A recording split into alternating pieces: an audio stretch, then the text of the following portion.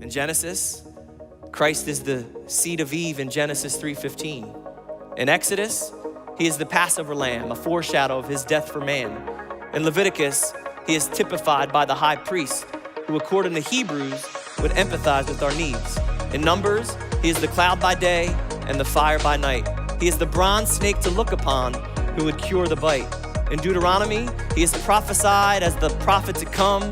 This prophet, however, is not Muhammad as prescribed by Islam.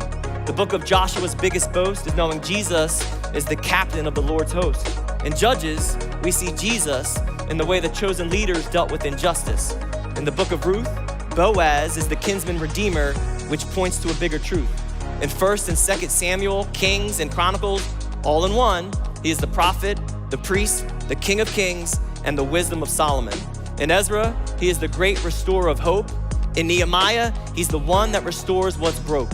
In the book of Esther, symbolically speaking, Jesus is the providence behind the scenes that is always working. In Job, we see that suffering certainly exists, but greater than that is this, and it's knowing that my Redeemer lives. In the Psalms, he is the shepherd who is with us in the valley. And in Proverbs, he is the wisdom given. And in Ecclesiastes, he is our purpose for living. In the Song of Solomon, we see the love of Christ for his church. And through the pages of Isaiah, we see the suffering servant emerge. When we read Lamentations in Jeremiah, these heavy pages personify the weeping Messiah. In Ezekiel, the term Son of Man is brought to our awareness.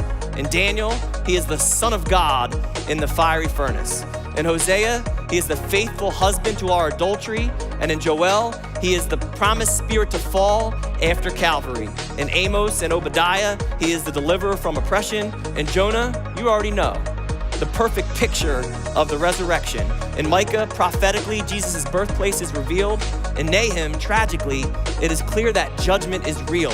In Habakkuk, a promise, the just shall live by faith.